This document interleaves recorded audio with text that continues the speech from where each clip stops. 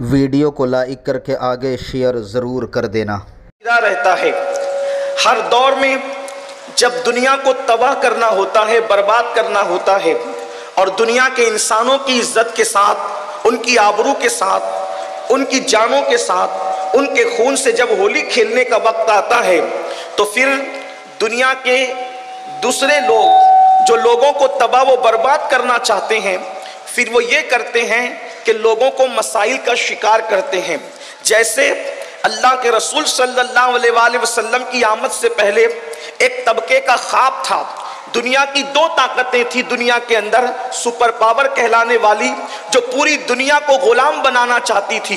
اس لیے دنیا کے اندر انہوں نے بے شمار مسائل پیدا کر رکھے تھے، مگر اللہ کے رسول صلی اللہ علیہ وآلہ وسلم جب اس فرش خاک گیتی پر تشریف لائے تو اللہ کے رسول صلی اللہ علیہ وآلہ وسلم نے اپنے اشارے ابرو سے اور اپنی عظیم محنتوں سے میرے آقا علیہ الصلوۃ والتسلیم نے اللہ اکبر دنیا سے مسائل کا خاتمہ فرمایا، اور وہ قوم جو نمک اور کافور میں فرق نہیں کر سکتی تھی اس کو خدا کی پہچان عطا فرمائی، جو گمراہی کے دلدل میں پھنسے ہوئے تھے ان کو آسمان ہدایت کا تارا بنا دیا، جو اخلاقی گراوٹوں کا شکار تھے ان کو اخلاق سے ایسے مزین کیا کہ دنیا ان کو دیکھ کر کے اسلام کا کلمہ پڑھتے ہوئے نظر آئی۔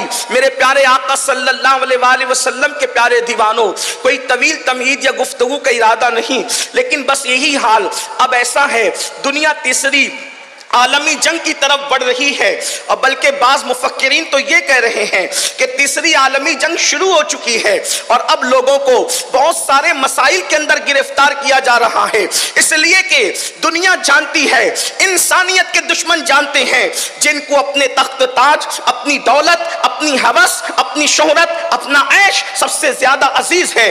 یہ اسلام کے نہیں صرف بلکہ پوری انسانیت کے دشمن ہیں، اور انسانیت کے دشمن جانتے ہیں جب تک لوگوں کو مسائل میں گرفتار نہیں کرو گے اس وقت تک ان کی عزت سے، ان کے خون سے، ان کی جان سے ہولی نہیں کھیلی جا سکتی۔ اللہ اکبر، اتنے مسائل ہیں کہ اگر مسائل کا تذکرہ کیا جائے تو اس کے حل پر کوئی گفتگو نہیں ہو سکتی، لیکن آج مجھے جو حکم ہے عصر جدید کے یا دور جدید کے جو ہے تین اہم مسائل پر گفتگو کرنا ہے، اور ساتھ ہی اس کا حل بھی آپ کی خدمت میں پیش کرنا ہے۔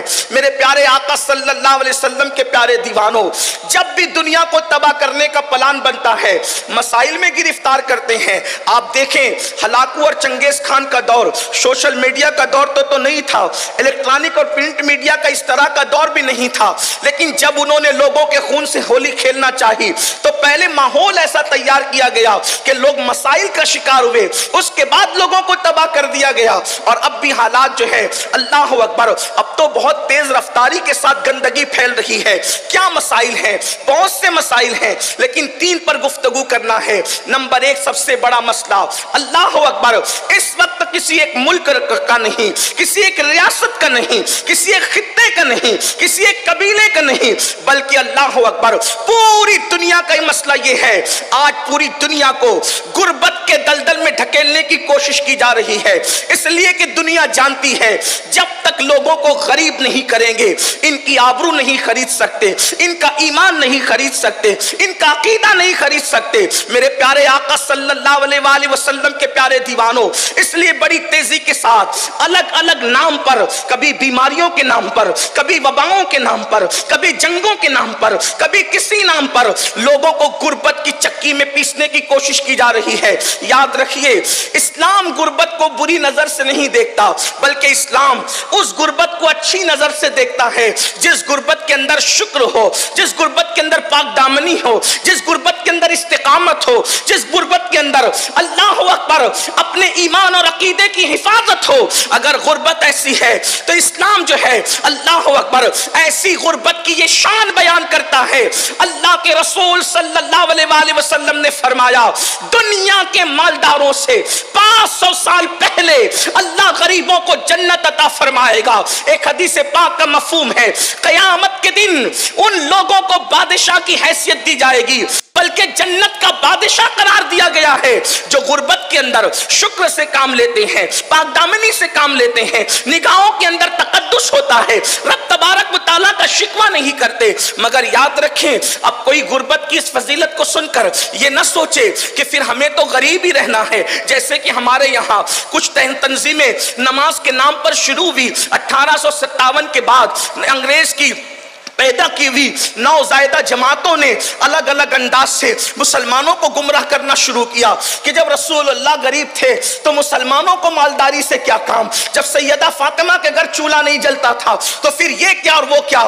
اللہ کی عزت کی قسم، ہم سنیوں کے عقیدے میں رسول اللہ کوئی غریب نہیں ہے، واللہ ہمارا عقیدہ تو یہ ہے دنیا کا سب سے مالدار اگر کوئی انسان ہے تو وہ ہمارے نبی کی ذات ہے۔ اس کی وجہ یہ ہے کسی کے ملک میں، کسی کے قبضے میں ایک ریاست ہے، کسی کے قبضے میں ایک ملک ہے، کسی کے قبضے میں 2 ملک ہے، لیکن میرے نبی وہ نبی ہیں، اللہ اکبر، کہ خالق کل نے آپ کو مالک کل بنا دیا، دونوں جہاں ہیں آپ کے قبضہ و اختیار میں۔ اللہ کی نعمتیں جو تقسیم ہوتی ہے نعمتیں خدا کی ہے، اور تقسیم کرنے والے ہاتھ مصطفیٰ جان رحمت کے ہیں۔ اسی لیے میرے آقا نے فرمایا واللہ یعطی انما انا قاسم، اللہ مجھے عطا کرتا ہے اور میں تقسیم کرتا ہوں۔ اسی کو میرے امام کہتے ہیں کون دیتا ہے دینے کو منہ چاہیے، دینے والا ہے سچا ہمارا نبی۔ میرے کریم سے گر قطرہ کسی نے مانگا دریا بہا دیے ہیں، دربے بہا دیے ہیں، پیٹ پہ پتھر باندھنا اختیاری تھا، میرے آقا نے پیٹ پہ پتھر بھی باندھے اور بکری کا گوشت بھی کھایا، تاکہ وہ رسول نہ صرف غریبوں کے تھے نہ صرف مالداروں کے تھے۔ فاقہ اس لیے کیا کہ اگر فاقے کی نوبت آئے تو میری سنت سمجھ کر کے فاقہ کر لینا، اور جب اللہ عطا کرے تو میری سنت سمجھ کر گوشت بھی کھا لینا۔ میرے امام کہتے ہیں آسماں خان، زمین خان، زمانہ مہمان، صاحب خانہ لقب کس کا ہے تیرا تیرا۔ تو یاد رکھیں، لوگ کہتے ہیں کہ جب غربت اسلام کا مقدر ہے، غربت اسلام کا کوئی مقدر نہیں۔ سب سے زیادہ اگر مدینہ منورہ میں کسی کے پاس زمین تھی تو اللہ کے رسول علیہ السلام کی زمین تھی۔ آپ جا کر سیرت پڑھیں، حضور علیہ السلام نے پیون کا لباس بھی پہنا، اور کبھی کبھی 27 اونٹ کی قیمت دے کر ایک جبہ بھی خریدا۔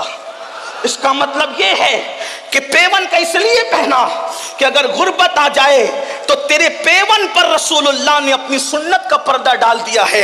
یہ مطلب نہیں کہ کوئی محفل میں پیون والا پہن کر کے آئے گا تو لوگ اس کی غربت کا مذاق اڑائیں گے، بلکہ اللہ کے رسول نے پیون والا پہن کر غریبوں کے لیے سنت بنا دی، اور اگر کوئی قیمتی پہن کے آئے گا تو کوئی اس کو مغرور نہ کہے۔ 27 اونٹ دے کر کے ایک جبہ خرید کر قیمتی پہننا بھی اپنی امت کے لیے سنت بنا دیا۔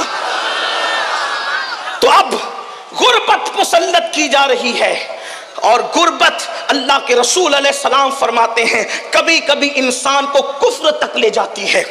غربت کی وجہ سے لوگ کفر تک بک دیتے ہیں۔